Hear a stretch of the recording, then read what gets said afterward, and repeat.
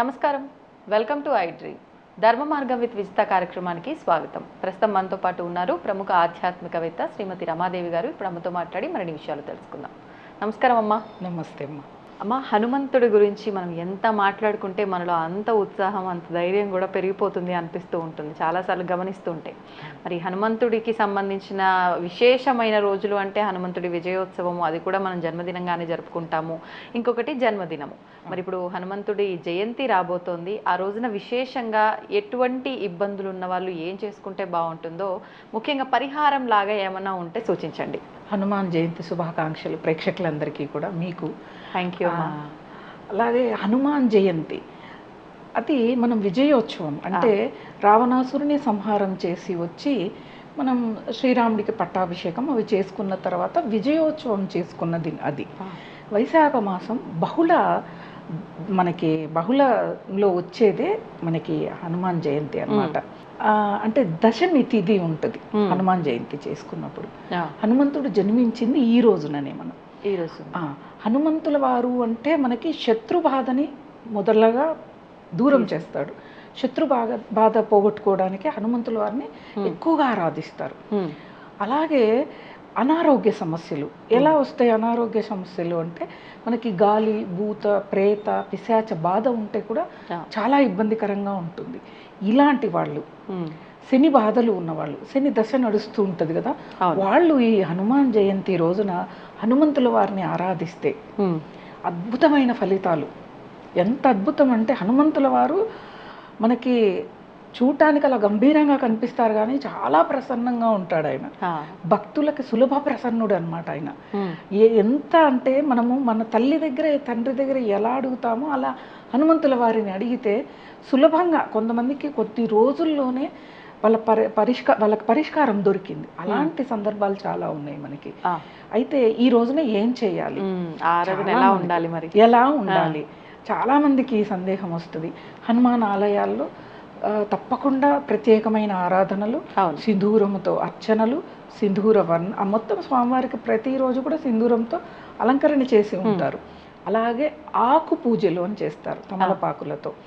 ఆకు పూజలు, వడమాలలు, అలాగే అరటి పళ్ళని కుచ్చి మాలలాగా వేయటం స్వామివారికి చాలా ప్రీతి. అది ఎంత ప్రీతికరము అంటే ఈ తమలపాకులు అనేది ఆరోగ్యానికి మంచిది. అలాగే ఎప్పుడైతే ఆ రావణాసురుని సంహరించారో, సంహారం తర్వాత హనుమంతుల వారిని స్వయంగా రాముల వారి అక్కడ వాళ్ళు ఉన్నది అడవిలో కాబట్టి ఆ తమలపాకుల మాలనే ఆయనకు ధరింపజేయటం వల్ల అంటే కృతజ్ఞత చూపించటం, అప్పుడు ఆయన విపరీతమైన ఆనందం కలగటం. ఆ ఆనందమే మనం ఈ రోజు చేసుకునే ఈ ఆకు పూజలు కూడా అన్నమాట. ఇప్పుడు ఆకు పూజ చేస్తే ఆయన అంత ప్రసన్నం అవుతాడు అంటారు. ఇంకా విశేషంగా ఆకుపైన శ్రీరాముడి పేరు అని కూడా అంటారు కదా. శ్రీరామన్ రాసి అదే ఆకులని కుచ్చాలి, కుచ్చి మాలగా స్వామివారికి ధరింపచేయాలి. ఆలయాల్లో అనుకోండి భక్తులు చాలా మంది వస్తారు. ఆలయాలకి వెళ్ళే వాళ్ళు కాకుండా వెళ్ళలేము, ఈ వేసవికాలం బాగా అక్కడికి వెళ్ళలేమమ్మా అన్న వాళ్ళు ఇంట్లోనే, మీ ఇంట్లో ఆంజనేయ స్వామి ఫోటో ఉంటే శుభ్రంగా తుడిచి ఓ పూజా మందిరంలో ఎక్కడ వీలైతే అక్కడ, ఈ దిక్కు ఆ దిక్కు అనేది లేదు, భగవంతుడు అన్ని ప్రాంతాలలో ఉన్నాడు, అన్ని దిక్కులలో ఉన్నాడు, పెట్టి స్వామివారికి గంధము కుంకుమతో అలంకరించి స్వామివారి ఎద మీద జై శ్రీరామ్ అని రాస్తే, గంధముతో రాసి అక్కడక్కడ కుంకుమ బొట్లు పెట్టడం. అలాగే స్వామివారికి ఇంట్లోనే మనం తమలపాకులు 21 తమలపాక 41 తమలపాకులు జై శ్రీరామ్ అని రాసి మాలగా కుచ్చటం. సింధూరంతోనే రాయాలా? సింధూరంతో రాస్తే స్వామివారికి చాలా ప్రీతి కాబట్టి సింధూరం ఆకు మీద సింధూరం బాగా కనిపిస్తుంది మనకు కనిపించడం. అవును, గ్రీన్ మీద ఆరెంజ్ కలర్ చాలా బ్రైట్ గా కనిపిస్తుంది. అలా కుట్టి స్వామివారికి ధరింపచేయటం. అలాగే మినపగారెలు, వడలు చేసి ఎన్నైనా మీరు 9 చేయొచ్చు, 11 చేయొచ్చు. మీ ఇంట్లో ఫోటో ఎంత ఉందో దాని పరిమాణంకి ఎన్ని వడలు అయితే పడతాయో స్వామివారి ఫోటోకి అన్నీ కుచ్చి చేసి ధరింపచేయటం. ఇప్పుడు మామూలుగా ఆహార పదార్థాలు ఏవైనా నైవేద్యంగా ముందర పెట్టి నివేదన చేస్తాం, కానీ మాలగా వేస్తున్నది మాత్రం హనుమంతుల వారికి. ఎందుకనమ్మా, రీజన్ ఏదైనా ఉందా? ఆ హనుమంతుల వారికి ఏంటిది అంటే మామూలుగా ఆ మినమ గారెలే ఆయనకు చాలా ప్రీతికరం. మనకి కథనాలు చాలా వస్తాయి కదా. ఆయన అయోధ్యకి వెళితే అమ్మవారు ఏమి తింటారో హనుమ అంటే రాముల వారే చెప్పారు, ఆరోగ్యానికి మంచిది మినపగారెలు చేసి పెట్టు అంటే ఆయనకు అవి చాలా రుచికరంగా అనిపించి ఎక్కువగా తినేశాడంట. చాలా ప్రీతి అయింది. ఆయన సేవిస్తేనే ఇంత ప్రీతి చెందుతున్నప్పుడు మాలగా ధరిస్తే ఇంకెంత ప్రీతి చెందుతాడు. ఆరోగ్యానికి కూడా మంచిది, మినుములు శని దోషాన్ని పరిహారం చేస్తాయి కాబట్టి మినపగారెలతో ఆయనకి మాలని తయారు చేయటం వేయటం వల్ల మనకున్న శని దోషాలు అనేవి తొలగిపోతాయి. అలా స్వామివారికి పెట్టడం, సింధూరముతో స్వామివారికి అష్టోత్తరం చదవటం, అలాగే హనుమాన్ చాలీసా ప్రత్యేకంగా ఈ హనుమాన్ చాలీసా ఈ రోజున ఎవరైనా కానీ 11 సార్లు కానీ 41 సార్లు కానీ 108 సార్లు కానీ ఓపిక ఉండాలి. 108 సార్లు కానీ చేస్తే మన సంకల్పాన్ని చెప్పుకొని అద్భుతంగా మనకి ఉన్న సమస్యలు ఏవైనా మొదటగా శత్రువు యొక్క బాధ అనేది చాలా తీరిపోతుంది. అందులో మనకి ఈ సంవత్సరం మంగళవారం వచ్చింది. అవును, ఆయనకి చాలా ప్రీతికరమైన రోజు మంగళవారం. మనం ఏం చేసినా హనుమంతుల వారికి మంగళవారమే చేస్తాం, ప్రదక్షిణ దగ్గర నుంచి పూజ దగ్గర నుంచి ఏదైనా కూడా. కాబట్టి ఇంకా విశేషమైన రోజు. మనం ఈ రోజున స్వామివారికి ఇలా అలంకరించి అష్టోత్తరం చేసి హనుమాన్ చాలీసా పారాయణం చేసి స్వామివారికి ప్రతి ఒక్కళ్ళకి సందేహం ఏంటిదంటే ప్రసాదం ఏం పెట్టాలి స్వామివారికి. ఇప్పటికే మనం గారెలతో మాల కాబట్టి ఏదైనా పానకము వడపప్పు అనేది ప్రధానం ఈరోజు. ఎందుకంటే మనం మంచి వేసవి కాలం, వడపప్పు అనేది వడదెబ్బ నుంచి రక్షించేది, పానకం చలువ చేస్తుంది వంటికి. ఇవి ప్రధానంగా. తర్వాత మన ఇష్టం, మన ఓపిక, మన సమయము, ఈ ఆరోగ్యం ఇవన్నీ చూసుకొని ఏ ప్రసాదాలు పెట్టినా కానీ స్వామివారికి అయితే తాంబూలంలో తప్పకుండా అరటిపండు అనేది పెట్టాలి. ఆయనకి అరటిపళ్ళు ఇష్టం కాబట్టి అరటిపళ్ళనే తాంబూలంగా పెట్టాలి. ఇంకా ఈ రోజున హనుమాన్ జయంతి రోజున దానాలకి చాలా విశేషత ఉంది. ఏం దానం చేయాలమ్మా? వేసవి కాలం చలివేంద్రాలు స్థాపించటం, మజ్జిగని దానం చేయటం, వడపప్పు పానకాన్ని దానంగా ఇవ్వటం. పేద పిల్లలకి ఎవరైనా చాలా పేద పిల్లలు ఉన్నారు, అరటిపళ్ళు ఇవ్వటం వాళ్ళకి పిల్లలకి చాలా మంచిది. అంటే హనుమంతుల వారు ఇప్పుడు మామూలుగా కూడా మనం చూస్తే వానరాల్ని చూస్తే పిల్లలు ఎక్కువ ఆనందపడతారు. అవి కూడా పిల్లల్ని బాగా ఆడిస్తాయి. అలా స్వామివారికి మనం పిల్లలకి ఏదైనా చేస్తే స్వామివారికి చాలా ప్రీతికరం. అందుకు చిన్న పిల్లలు పేదవాళ్ళు మనం స్లమ్స్లో ఉంటారు కదా, వాళ్ళ దగ్గరికి వెళ్ళి అరటిపళ్ళు మనం ఉన్న వాళ్ళకి ఇవ్వక్కర్లేదు. కడుపు నిండా భోంచేసి కడుపు నిండా ఉన్నవాడికి మనం అన్నం పెడితే వాడికి అక్కర్లేదు, లేని వాడికి పెడితే, ఆకలి అవుతున్న వాడికి పెడితే భగవంతుడు సంతోషిస్తాడు. అలా స్లమ్స్లోకి వెళ్ళి ఈ అరటి పళ్ళని దానం చేయటం, ఇంకొకటి మామిడి పళ్ళని దానం చేయటం ఈరోజు చాలా విశేషంగా కనిపిస్తుంది. ఎందుకంటే మంచి కరెక్ట్ బాగా వస్తాయి జయంతికి, హనుమాన్ జయంతికి మామిడి పళ్ళని దానంగా ఇవ్వటం. అదే పేదవాళ్ళకే, ఉన్న వాళ్ళకో లేదా దారిలో పోయే వాళ్ళకో కాదు, దారిలో వెళ్ళే రహదారులకు ఎవరికైనా మజ్జిగ కానీ నీళ్లు కానీ పానకం కానీ ఇవ్వవచ్చు ఎవరికైనా. ఎందుకంటే వేసవి తాపం నుంచి మనం రక్షింపబడతాయి, అవి రక్షిస్తాయి మనని. అలాగే ఈ మామిడి పళ్ళతో పాటు గొడుగు చెప్పులు దానం చేయటం వేసవి కాలంలో మనం గొడుగు చెప్పులు దానానికి చాలా విశేషం ఉంది. సూర్యుడి నుంచి రక్షణ అన్నమాట.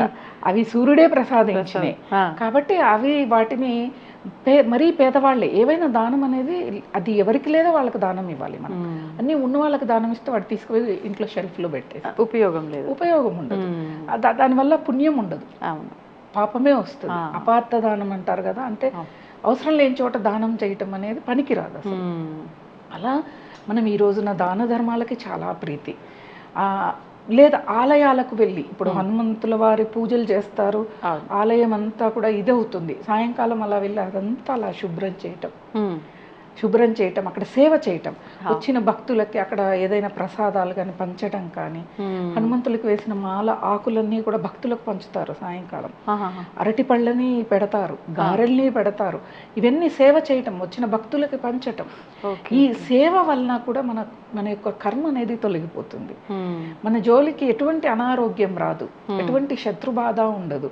శత్రుబాధ అంటే అంతర్గత శత్రుబాధ, బాహ్యపరంగా శత్రుబాధ రెండింటినీ కూడా నిర్మూలించుకునే అద్భుతమైన రోజు ఈ హనుమాన్ జయంతి. అలాగే కనీసం ఈ ఒక్క రోజైనా కానీ కొంచెం న్యాయం, ధర్మం, సత్యం ఇవన్నీ పాటిస్తే మనం ఏ పూజ చేసినా ఏం చేసినా రోజంతా ఉండలేకపోయినా కనీసం అన్ని రోజుల్లో ఉండలేకపోయినా ప్రత్యేకమైన ఆరాధనలు పండగ రోజుల్లోనైనా కొన్ని నియమాలు అయితే పాటిస్తే భగవంతుడికి దగ్గర చేస్తుంది అనమాట. ఇవైతే ఎప్పుడు తొలగుతాయో, అరిషడ్వర్గాలు ఎప్పుడు మనసులోంచి తొలగించి వేస్తామో భగవంతుడికి దగ్గర అయిపోతాం. అవును, ఇంకా మనకి దూరం ఉండదు భగవంతుడికి. వచ్చేస్తాడు భగవంతుడే మనతో వచ్చేస్తాడు.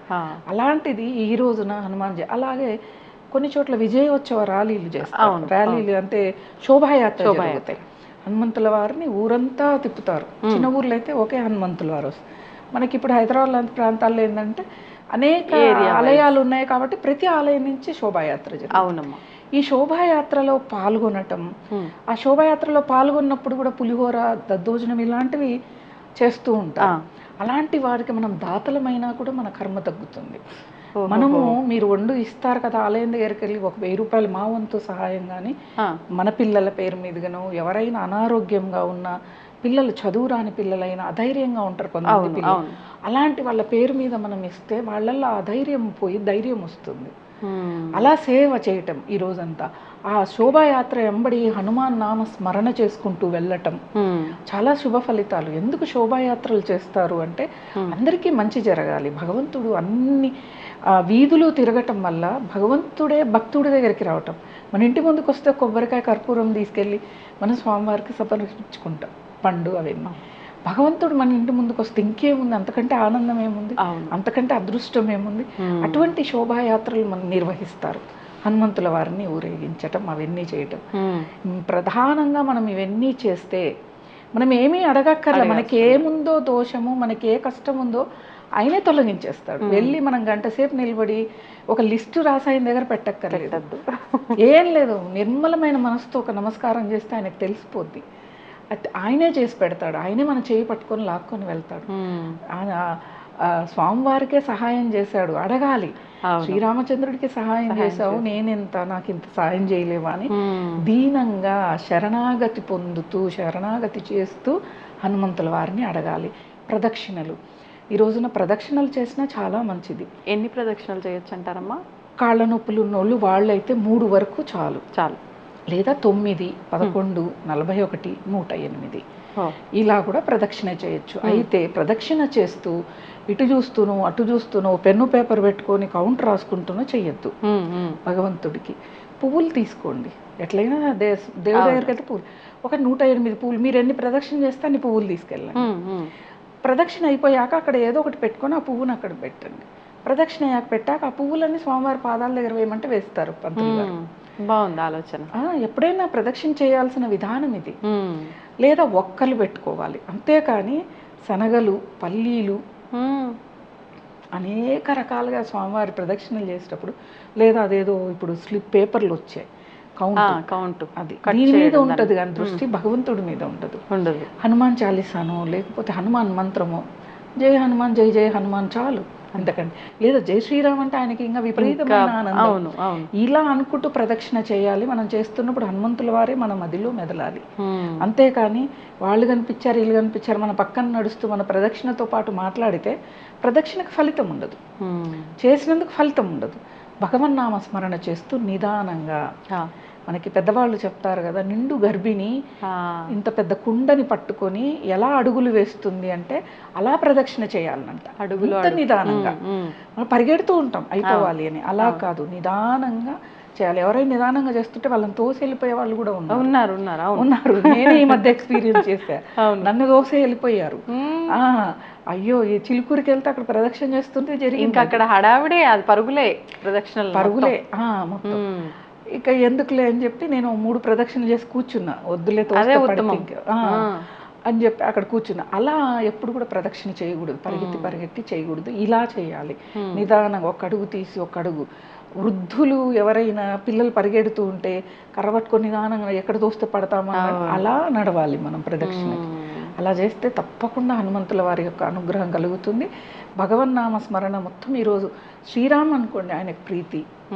అలాగే ఆయన యొక్క కథని చదువుకోవటం, ఆయన యొక్క కథల్ని వినటం, హా. సుందరాకాండ పారాయణం చేయటం ఈరోజు చాలా విశేషమైన ఫలితాలను ఇస్తుంది. ఆయన ఆనందపడిపోతాడు సుందరాకాండ చదివితే.